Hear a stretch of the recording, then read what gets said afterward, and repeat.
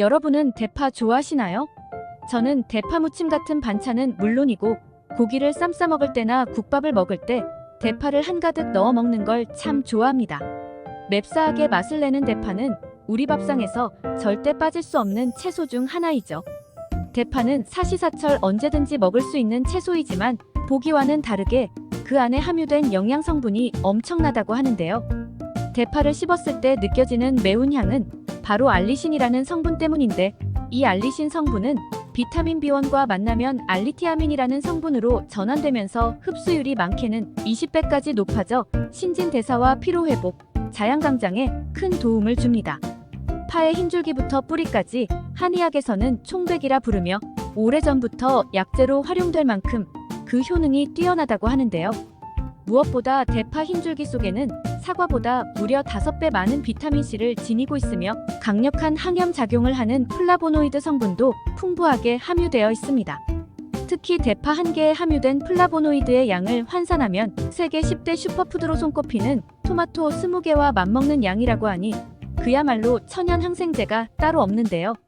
게다가 대파의 초록색 부분에는 각종 비타민과 함께 칼슘, 인, 철 등의 무기질이 풍부하고 대파의 흰 뿌리 부분에는 가열해도 영양소가 파괴되지 않는 폴리페놀이 풍부하다고 하니 정말 잎부터 뿌리까지 버릴 것 하나 없는 귀중한 음식입니다.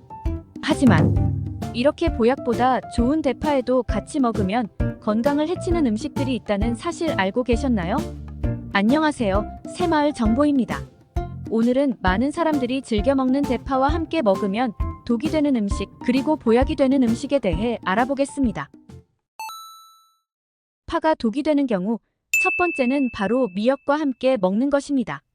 다양한 요리에 곁들여지는 파는 신선한 맛과 향을 더해 음식의 완성도를 높여주는 고마운 채소이죠. 그러나 파가 미역과 만나게 되면 서로의 장점을 망가뜨리는 최악의 조합이 된다고 하는데요. 미역에는 식이섬유, 미네랄, 단백질 등 다양한 영양소가 들어있지만 그 중에서도 특히 칼슘이 풍부하게 함유된 음식입니다.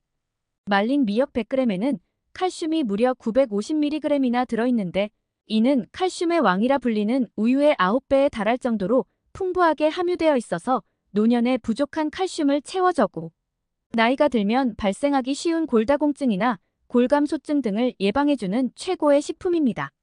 그러나 이렇게 칼슘이 풍부한 미역을 파와 함께 먹게 되면 미역 속에 함유된 칼슘이 파의 유황과인을 중화하는데 모두 허비됩니다.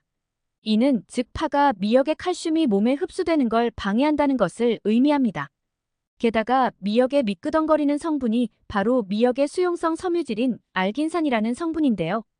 이 성분은 체내에 쌓여있는 노폐물과 중금속, 독소 등과 함께 혈액 속 콜레스테롤, 중성 지방을 마치 스펀지가 물을 빨아들이듯 흡수해서 몸 밖으로 배출하는 능력이 있기 때문에 혈액을 깨끗하게 만들어 혈관 질환이 발생하는 것을 예방하는 데 큰 도움을 주는 좋은 성분이지만 미끈거리는 특성 때문에 파와 함께 먹었을 때는 식감이 그다지 어울리지 않는다는 단점이 있습니다.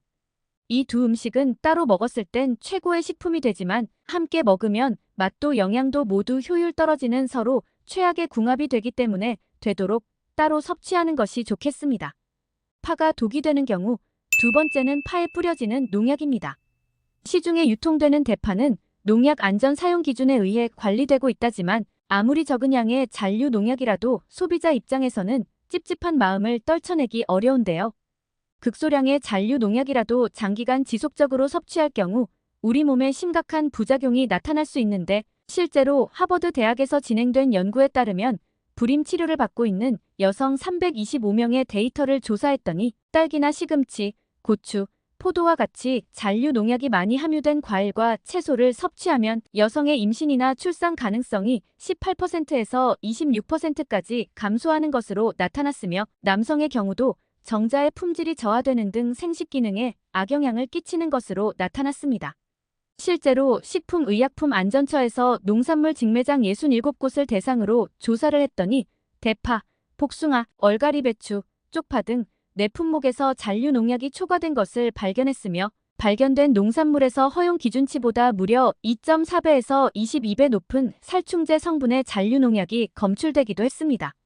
이처럼 아무리 농산물을 철저히 관리한다 하더라도 최종적으로 내가 먹게 될 음식에는 얼마나 많은 잔류 농약이 존재할지 모르기 때문에 꼼꼼히 세척해서 먹는 것이 중요한데, 흔히 대파를 세척할 때 보통은 파의 밑부분에 농약이 많다고 생각해서 밑부분을 제거하는 경우가 많습니다. 사실 대파는 뿌리보다 잎에 농약이 잔류할 확률이 높다고 합니다. 그러므로 대파의 잔류 농약을 제거하기 위해서는 우선 대파에 묻은 흙을 깨끗하게 제거한 뒤 겉껍질을 벗겨줍니다. 일단 겉껍질을 벗기는 것만으로도 상당량의 잔류 농약을 제거할 수 있는데요. 다음으로 물에 대파를 5분간 담근 뒤에 흐르는 물에 씻어주시면 농약 제거율을 훨씬 더 높일 수 있습니다. 여기서 조금 더 깨끗하게 세척하고 싶으신 분들은 식초나 베이킹소다를 물에 희석해서 세척하는 것도 좋은 방법이 됩니다. 사실 마냥 신선할 것만 같은 채소류가 식중독을 일으키는 주된 원인이 되기도 하는데, 식품의약품안전처에 따르면 과거 2012년에서 2016년 당시 5년간 식중독을 일으킨 식품 1위가 채소류인 것으로 나타나기도 했습니다. 채소류가 식중독을 일으키는 원인은 분변이나 축산 폐수 등 오염된 지하수 또는 하천수를 이용해 채소를 재배하면서 식중독균에 오염된 채 유통되거나 각종 균에 오염된 상추나 부추, 오이 등의 채소들을 제대로 세척을 하지 않고 섭취한 것이 원인이 되기도 했습니다. 따라서 아무리 신선한 채소라 하더라도 반드시 깨끗하게 세척해서 섭취하는 것이 안전하겠습니다. 파가 독이 되는 경우 세 번째는 수술을 앞두고 있는 분들입니다. 조만간 임플란트나 발치, 치질 환자 등 수술을 앞두고 있거나 수술을 한 지 얼마 되지 않은 분들은 대파를 섭취하는 것은 되도록 피하는 것이 좋은데요. 대파나 쪽파, 마늘, 양파와 같은 파 속 식물에 함유된 황화합물은 혈소판의 응집을 억제하여 혈전 생성을 막아 협심증, 심근경색, 뇌경색 등을 예방하는데 탁월하지만 반대로 혈소판 기능을 억제해 혈액 응고 과정을 지연시켜 수술 중 출혈을 유발하거나 지혈을 힘들게 하는 경우가 발생할 수 있습니다. 어느 모 병원 안과팀의 보고에 따르면 6개월 이상 양파즙을 복용하던 50대 환자가 쌍꺼풀 수술을 하는 도중 지혈되지 않는 지속적인 출혈과 부종이 발생했고, 이로 인해 평균 수술 시간의 2배가 소요되기도 했으며, 또 다른 60대 환자 역시 6개월 이상 양파즙을 복용한 상태에서 녹내장 수술을 받던 중 지혈되지 않는 출혈이 발생해 수술 일주일 뒤에도 광범위한 결막하 출혈을 겪는 사례가 있었다고 합니다. 국제마취학회에서 발표한 한 사례에도 매일 마늘 12g, 약 4쪽을 먹은 환자의 척추를 수술하던 중 과다 출혈이 발생했다는 보고가 있으며, 마늘 성분이 든 식이보충제를 복용한 환자의 수술 부위 주변으로 진물과 멍이 번진 사례도 있다고 합니다. 이 때문에 전문가들은 적어도 수술 일주일 전부터는 파속식물 섭취를 중단하길 권장하고 있는데요. 대파나 양파, 마늘 등의 파속식물을 꾸준히 챙겨 드시는 분들은 이 점 잘 참고하셨으면 좋겠습니다. 그렇다면 이와 반대로 대파를 건강하게 섭취하는 방법들은 어떤 것이 있을까요? 대파를 건강하게 섭취하는 방법. 첫 번째는 구워서 먹는 것입니다. 흔히 대파하며 그냥 생으로 섭취하거나 국에 넣거나 또는 조림이나 무침에 약간 곁들이는 정도로 많이들 드시지만, 대파에 열을 가해서 구워 드시면 맛도 좋으면서 대파의 효능을 크게 높일 수 있는데요. 농촌진흥청에 따르면 대파를 60도 이상의 열에서 가열하거나 조리하면 알리신 성분이 분해되면서 아조엔이라는 성분이 생성된다고 합니다. 이 아조엔 성분은 몸속 노폐물을 배출하고 독소를 제거해 혈관 건강을 개선함과 동시에 비만 등 대사 질환을 막는 데 탁월한 효능을 발휘하는데, 이 과정에서 단순히 체중 감량의 효과가 아닌 몸의 나쁜 내장 지방 자체를 줄이는데 긍정적인 효과를 발휘하기 때문에 건강을 위해 다이어트하는 분들에게도 큰 도움이 됩니다.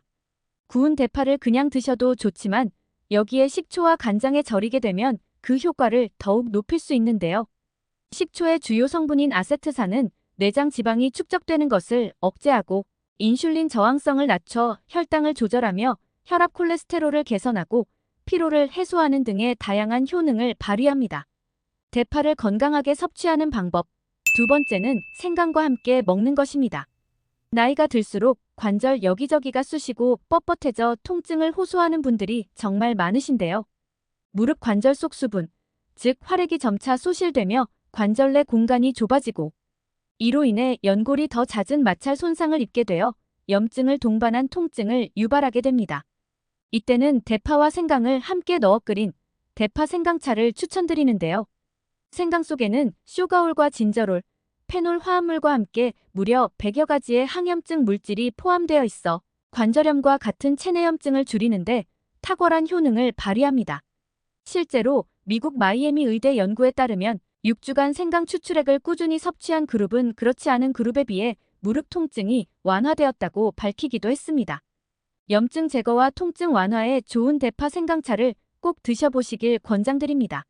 한 연구에 따르면 생강은 아스피린과 같은 비스테로이드성 항염증제보다 통증과 염증을 더 효과적으로 감소시킬 수 있다고 밝혔으며 대파 역시도 풍부하게 함유된 알리신 성분과 항산화 성분인 폴리페놀의 항염 작용이 탁월해 생강과 함께 만나 더욱 강력한 시너지 효과로 각종 통증 완화에 효과적입니다. 완성된 대파 생강차는 하루에 1번에서 2번 정도 꾸준히 드시면 감기 예방은 물론 염증과 통증 완화에도 큰 도움이 됩니다. 하지만 위가 약하신 분들에게는 대파 생강차가 위에 무리를 줄 수 있기 때문에 냉장 보관하셨다가 드실 때 물을 조금씩 타서 농도를 연하게 만들어 드시는 것이 좋습니다. 오늘은 대파와 함께 먹으면 독이 되는 음식과 보약이 되는 음식에 대해 알아봤습니다. 정보가 도움되셨다면 주변의 소중한 분들에게 영상을 공유해주세요. 구독과 좋아요도 부탁드릴게요. 구독과 좋아요는 새마을 정보에게 언제나 큰 힘이 됩니다. 다음에 더 유익한 영상으로 찾아오겠습니다. 건강하고 행복하세요.